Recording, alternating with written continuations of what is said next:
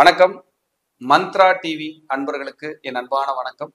தொடர்ந்து இந்த சேனலுக்காக நீங்கள் கொடுத்து வருகின்ற ஆதரவுக்கு கோடான கோடி நன்றி. தொடர்ந்து இந்த சேனலை பாருங்க. இதில் வருகின்ற கருத்துக்கள், ஜோதிட பதிவுகள், ஜோதிட கருத்துக்கள் உங்கள் வாழ்விற்கு ஒரு வெளிச்சமாக நிச்சயமாக அமையும். தொடர்ந்து ஆதரவு தாருங்கள், பாருங்கள். இன்னைக்கு பார்க்க இருக்கிற தலைப்பு உங்கள் ஜாதகத்தில் சந்திரனின் ஆதிக்கம் அப்படிங்கிற தலைப்பு. அது என்ன சார் ஆதிக்கம் அப்படின்னா, இந்த ஒவ்வொரு ஜாதகத்திலையும் 9 கிரகங்களுடைய ஆற்றலால் தான் எல்லாமே வெளிப்படுது. 12 ராசி கட்டம் எடுத்துட்டினாலும் அந்த கிரகங்களுடைய அதிர்வலைகள் அங்கே இருக்கும். அதே போல் நட்சத்திரங்கள் 27 எடுத்துட்டிங்கனாலும் அங்கே 9 கிரகங்களோட ஆளுமை அளவுக்கு அதிகமாக இருக்கும். அந்த 9 பேர் தான் எல்லா விஷயத்தையும் ஒரு அற்புதமாக ஒரு இயக்கமாக அதாவது இயக்கம்னா இயங்கிக் கொண்டிருக்கின்ற அனைத்து விஷயத்துக்கும் இவர்கள் ஒரு மூலாதாரமாக செயல்படுகிறார்கள் என்றால் அது ஒரு மிக இல்லை அப்படின்னு நம்ம பார்த்துருக்கோம். சரி, இன்னைக்கு பார்க்க இருக்கிற தலைப்பு உங்கள் ஜாதகத்தில் சந்திரனின் ஆதிக்கம் அப்படின்னு பார்ப்போம். சந்திரன் அப்படின்னா 15 நாள் வளர்பிறையாகவும் 15 நாள் தேய்பிறையாகவும் இருப்பவர். தேய்பிறையிலே அமாவாசையாகி விடுகிறார், வளர்பிறையிலே பௌர்ணமி சந்திரனாக இருக்கிறார். இது சந்திரனுடைய யூசுவல் ரெகுலராக அவருடைய வேலைப்பாடு. டெய்லியும் ஒரு நட்சத்திரத்து கூட அந்த சந்திரன் ட்ராவல் பண்ணுவார் அப்படிங்கிறது புராணங்களோட வரலாறு. இதில் ரொம்ப எனக்கு சந்திரனுக்கு பிடிச்சவர் யார் அப்படின்னா ரோகிணியும் கிருத்திகை நட்சத்திரம். கிருத்திகைனா கார்த்திகை என்று சொல்லக்கூடிய 2 நட்சத்திரங்களும் சந்திரனுக்கு மிகவும் பிடித்த நட்சத்திரங்கள் என்று சொல்லப்படுகிறது. அப்படி சந்திரனோட ஆதிக்கத்தில் இருக்கிற நட்சத்திரங்கள்னு 3 நட்சத்திரங்கள் இருக்குது. யார் அப்படின்னா, சந்திரனோட ஆதிக்கம் அப்படிங்கிறது உங்கள் ஜாதகத்தில் ரோகிணி நட்சத்திரம் சந்திரனின் நட்சத்திரம், அஸ்த நட்சத்திரம் சந்திரனின் நட்சத்திரம், திருவோண நட்சத்திரம் பெருமாளின் நட்சத்திரம் என்று சொல்லப்படுகிறது. இந்த 3 நட்சத்திரம் தான்.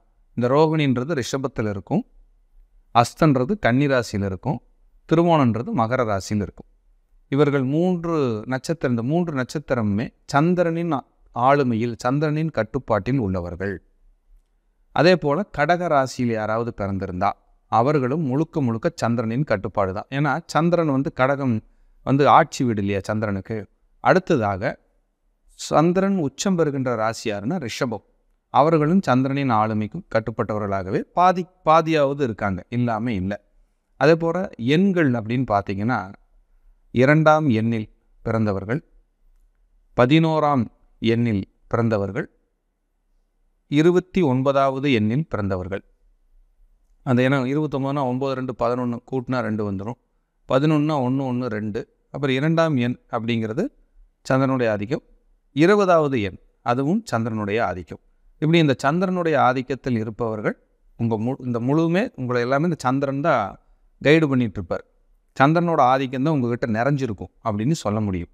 அப்போ இவர்களுடைய குணங்கள், இவர்களுடைய நடவடிக்கைகள் எல்லாம் எப்படி இருக்கும் அப்படின்றத நம்ம பார்க்க இருக்கிற ஒரு முக்கியமான விஷயம். சந்திரனாலே தாய் உள்ளம் கொண்டவர்கள் அப்படின்னு சொல்லப்படுது. சந்திரனாலே நான் ஏற்கனவே சொன்ன மாதிரி 15 நாள் தேய்பிறையாகவும் 15 நாள் வளர்பிறையாகவும் இருக்கக்கூடிய ஒரு விஷயம். அப்போ இந்த நட்சத்திரத்தில் பிறந்தவர்களுக்கு 15 நாள் மனசு ஹாப்பியாக இருக்கிற மாதிரி இருக்கும், 15 நாள் மனசு சோர்வாக இருக்கிற மாதிரி இருக்கும். இந்த நட்சத்திரக்காரங்களை யார் எடுத்துட்டிங்கனாலும் சரி, ஒரே ஸ்டேபிளாக ரொம்ப நாளைக்கு சந்தோஷமாக இருக்கேன் சார்னு யாரும் சொல்ல முடியாது. ரொம்ப நாளைக்கு நான் சோகமாக இருக்கேன்னு சொல்ல முடியாது. சில காலங்கள் சோகங்கள் மாறும், சில காலங்களில் சந்தோஷங்களும் மாறும். ஒரு வேலை செய்கிறீங்க, ஒரு தொழிலுக்கு போகிறீங்க, ஒரு தொழில் பண்ணுறீங்க அப்படின்னா அவர்களுக்கும் ஒரே மாதிரியான நிகழ்வுகள்லாம் நடக்காதுங்க. அதுவும் மாறி மாறி நடக்கிறதுக்கு வாய்ப்பு இருக்குது. இவங்கெல்லாம் பார்த்தீங்கன்னா அம்மா மேலே அதீத அன்பும் பாசமும் இயற்கையாகவே இருக்குங்க. எனக்கு சந்திரன் தாய் கிரகம் இல்லைங்களா, அதனால் அம்மா அப்படிங்கிறது இவங்களுக்கு ஒரு உலகமாக இருக்கும். அம்மா தான் எனக்கு எல்லாமே, அம்மா கிட்ட சொல்லாமல் நான் எதையுமே செய்ய மாட்டேன். எங்கேயாவது வெளியூர் போனால் கூட அம்மா எப்படி, முதல்ல மனைவி இருந்தால் கூட அம்மா எப்படி இருக்காங்க, அம்மா என்ன பண்ணுறாங்கன்னு ஃபஸ்ட்டு வார்த்தை கேட்பார். வெளியூர் ஆணாக இருந்தாலும் சரி பெண்ணாக இருந்தாலும் சரி, இது அவங்களுடைய நேச்சராக இருக்கும். அப்போ இந்த சந்திரன் அப்படிங்கிற அந்த ஆதிக்கம் அவர்களுக்கு ஒரு மனதில் நிம்மதியும் ஒரு சந்தோஷத்தையும் கொடுக்குறதா அப்படின்னு கேட்டிங்கன்னா கொஞ்சம் காலத்துக்கு நிம்மதி இருக்கும், கொஞ்சம் காலத்துக்கு நிம்மதி இல்லாமல் இருக்கும். இது பிரிவினையாக தான். இதில் 15 நாள் இதில் 15 நாள். ஏன்னா வளர்பிறை தேய்பிறை அப்படின்றதுனால சந்திரனால் வேகமாக நகருகின்ற கிரகங்க. 2.5 நாளில் ஒரு ராசி கட்டத்தை கடந்துருவார். அப்போ இந்த சந்திரனோட ஆதிக்கம் இருக்கிறவங்கெல்லாம் பார்த்திங்கன்னா எந்த ஒரு விஷயத்தையுமே வேகமாக நம்ம பண்ணணும், வேகமாக இருக்கணும், சீக்கிரமாக முடிக்கணும், சீக்கிரமாக ஏதாவது நம்ம செய்யணும் அப்படிங்கிற மாதிரியான ஒரு எண்ண அலைகள் இவங்களுக்குள்ளே இருக்கும். இப்போ ஒரு தடவை ஒரு வேலையை ஒருத்தர்கிட்ட சொல்லிட்டாங்கன்னா அவங்க 4-5 தடவை கேட்டுருவாங்க, என்னாச்சுப்பா, ஓகேவா, முடிஞ்சுதா, ஆச்சா அப்படிங்கிற மாதிரி கேட்பாங்க. ஏன்னா அவர்களுக்கு அந்த வேலை வேகமாக நகர வேண்டும் என்ற எண்ணம் இருக்கும். சந்திரன் அப்படின்னாலே மனோகாரகன்றதுனால இவங்களுக்கு ஆசிலேஷன் கூடவே பிறந்தது. மனசில் இனம் புரியாத கவலை, ஒரு பயம், ஆசிலேஷன் வெளியே காட்டிக்க மாட்டாங்க கண்டிப்பாக. ஆனால் மனசுக்குள்ளேயே ஒரு இனம் புரியாத கவலையும் ஆசிலேஷன் இருக்கும். அதே போல் ஒரு நல்லது நடந்தாலும் கெட்டது நடந்தாலும் அவ்வளவு சீக்கிரமாக அடுத்தவங்ககிட்ட சொல்லிடலாம், அதுக்காக சொல்லி நம்ம பெரிய ஒரு ஒரு அங்கீகாரம் வாங்கிக்கலாம் அப்படிங்கிறத விட யோசிப்பாங்க. இது சொன்னால் நல்லதா, இது சொன்னால் கெட்டதா அப்படிங்கிற எண்ணங்கள் இவங்ககிட்ட அளவுக்கு அதிகமாகவே இருக்கும் அப்படின்னா அது மிகையில்லை. இவர்களுக்கு உடலில் நீர்ச்சத்துக்கள் குறையலாம். அதே போல் கண்களில் அப்போ அடிக்கடி இந்த நீர் வடிகிறது. பெண்களாக இருந்தால் கர்ப்பப்பை, வயிறு சம்பந்தப்பட்ட ஏதேனும் தொந்தரவு வருவது, உடலில் அலர்ஜி, சளி, நுரையீரல் சார்ந்த தொந்தரவுகள், அடுக்கு தும்மல், இந்த மாதிரியான கொஞ்சம் போராட்டங்கள் நடக்கிறது. சந்திரன் உங்களுக்கு எப்போவுமே சனியோடவெல்லாம் சேரும்போது பார்த்திங்கன்னா ஆஸ்துமா, வீசிங், அது ஒரு இழப்பு மாதிரியான தொந்தரவுகள், நுரையீரல் பிரச்சனைகள், இதையெல்லாம் நீங்கள் சந்திக்கிறது. இப்படியெல்லாம் சந்திரனாலேயும் சில வியாதிகளும் உங்களுக்கு ஏற்படும். அப்போ சந்திரன் இவங்ககிட்ட இந்த சந்திரனுடைய ஆதிக்கம் கொண்ட இவங்ககிட்ட எப்போவுமே ட்ராவல் பண்ணுறதுக்கு விரும்புவாங்க. பயணங்கள் இவங்களுக்கு ரொம்ப பிடிக்கும். இவங்கள ஒரு கார் வச்சோ இல்லை ஒரு ஃபேமிலியோடவோ அடிக்கடி இன்றைக்கி இந்த ஊர் போயிட்டு வந்துட்டோமா, இனி அடுத்த வருஷம் போகலாங்கிற எண்ணமெல்லாம் இருக்காது. ஒரு 15 நாள் ஆகிடுச்சினாலே மைண்டு மாறிக்கும். மறுபடியும் எங்கேயாவது போயிட்டு வரலாமா, மறுபடியும் ஏதாவது ஒரு ஊருக்கு கார் எடுத்துகிட்டு போகலாமா அப்படிங்கிற மாதிரியான ஒரு எண்ணங்கள் இவங்ககிட்ட இருக்கும். அடிக்கடி உறவுகளோட ஏதாவது நல்லா அன்பாக ஒரு ஒரு அம்மா, சித்தி, சித்தப்பா, பெரியவா, இதை விட இவங்க அம்மாவோட உறவுகளோட நெருங்கி பழகிற வாய்ப்பெல்லாம் பார்த்துருக்கலாம். ஏன்னா சந்திரனுங்கிறது அம்மா கிரகம் இல்லைங்களா. அப்போ அம்மாவோட உறவுகள், தாய்மாமன், அதே மாதிரி சித்தி, பெரியம்மா அப்படிங்கிற அந்த உறவுகள் எல்லாம் இவங்களுக்கு இன்னும் அதிகமாக பிடிக்குங்க.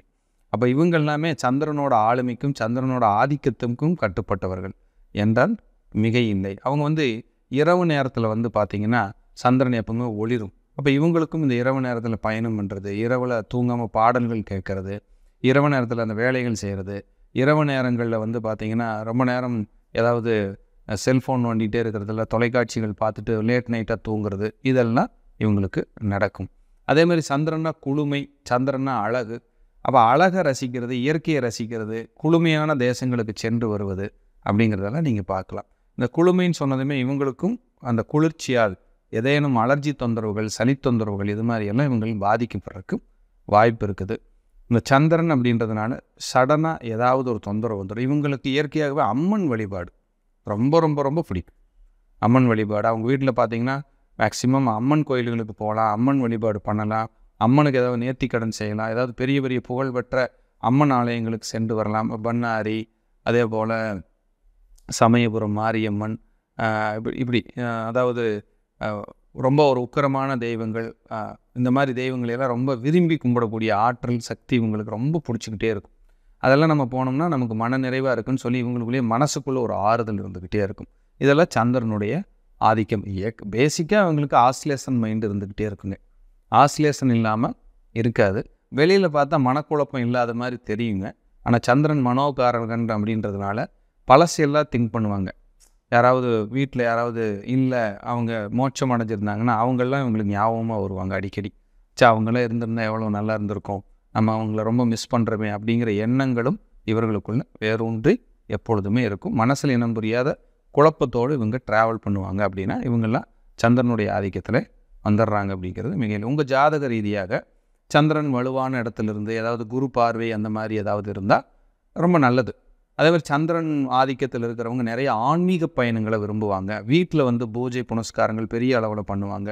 வீட்டில் ஒரு சின்ன விசேஷம் அப்படின்னா கூட அதை கிராண்டாக செஞ்சு மக்கள் மத்தியில் நான் இவ்வளவெல்லாம் பெரிய ஒரு விழா மாதிரி இந்த விஷயத்தை நடத்தியிருக்கேன் அப்படின்னு இவங்களுக்கு தெரியணுங்கிறதுக்காக ஒரு குழுவாக அமைச்சு அந்த குடும்பத்தோடு பயணம் பண்ணி ஒரு பெரிய ஒரு ஒரு ஒரு மிராக்கள் மாதிரி, இவர் இப்படி செஞ்சுட்டாருப்பா, இவர் ரொம்ப அருமையாக பண்ணிட்டாருப்பா அப்படின்னு சொல்லி வெளியாட்கள் யாராவது பேசக்கூடிய அந்த ஆற்றல் இவங்க காதில் கேட்டாங்கன்னா இவங்களுக்கு அவ்வளோ மகிழ்ச்சியாக இருக்கும். அந்த மாதிரி குண அதிசயங்களை கொண்ட அவர்கள் சந்திரனுடைய ஆதிக்கத்தில் உள்ளவர்கள். இவர்களுக்கு எளிதிலே நான் ஏற்கனவே சொன்ன மாதிரி குளுமை, அலர்ஜி, சளி தொந்தரவு, கண்களில் நீர் வழிதல், காது வலி, அதே மாதிரி சுகர், டயபெட்டிக் இதெல்லாம் வந்து ஈஸியாக எட்டி பார்க்கறதுக்கான வாய்ப்புகள் அளவுக்கு அதிகமாக இருக்கும். யூரினரி இன்ஃபெக்ஷன், வயிறு சம்பந்தப்பட்ட உபாதைகள், இதெல்லாம் வந்து கிட்னி ஸ்டோனு, இந்த மாதிரியெல்லாம் தொந்தரவுகள் வருவதற்கும் இவர்களுக்கு வாய்ப்பு இருக்கிறது.